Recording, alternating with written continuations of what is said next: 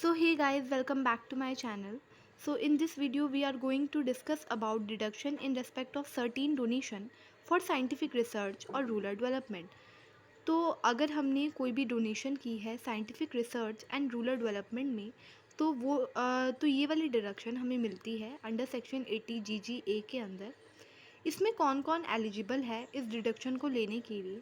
तो जितने भी टाइप्स ऑफ असेसीज हैं सभी एलिजिबल होते हैं, लेकिन जिनकी पीजीबीपी इनकम यानी जिन फ्रॉम बिजनेस एंड प्रोफेशन से कोई भी इनकम आ रही है तो वो एलिजिबल नहीं होंगे इस डिडक्शन को लेने के लिए। और उनके अलावा जितनी भी टाइप्स के असेसी हैं वो एलिजिबल हैं इस डिडक्शन को लेने के लिए। तो कितनी परसेंट हमें डिडक्शन मिलती है, तो जितना हमने डोनेशन दिया है उसकी 100% हमें ये डिडक्शन मिलती है।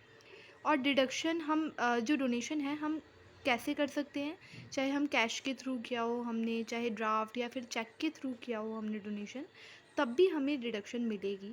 लेकिन कैश डोनेशन में एक एक्सेप्शन है कि हमने सिर्फ 2000 तक की अगर डोनेशन की है कैश में तो हमें डिडक्शन मिलेगी, लेकिन अगर कैश डोनेशन में ज़्यादा अगर हमने कैश डोनेट किया है तो उस केस में हमें डिडक्शन नहीं मिलेगी। उसके बाद बात करते हैं एलिजिबल डोनेशन की, कि कौन कौन सी डोनेशन है जो हमने की है जिस केस में हमें डिडक्शन अलाउ होगी।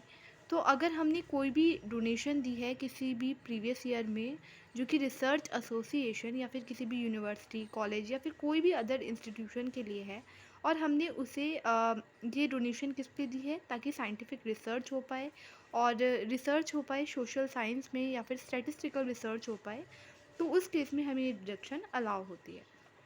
दूसरा है कि अगर किसी भी असेसी ने प्रीवियस ईयर में कोई भी डोनेशन दी है रूरल डेवलपमेंट फंड में जो कि सेंट्रल गवर्नमेंट के द्वारा नोटिफाई है और सेटअप किया गया है अंडर सेक्शन 35 CCA के अंदर, तो भी ये डिडक्शन हमें अलाउ की जाती है।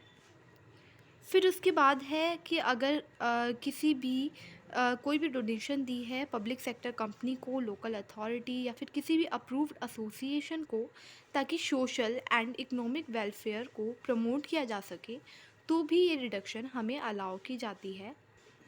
एंड लास्ट केस है कि अगर कोई भी डोनेशन दी गई है किसी भी national urban poverty eradication fund में जो कि सेंट्रल गवर्नमेंट के द्वारा नोटिफाई और सेटअप किया गया है, तो भी ये डिडक्शन हमें अलाउ की जाती है। So thanks for watching.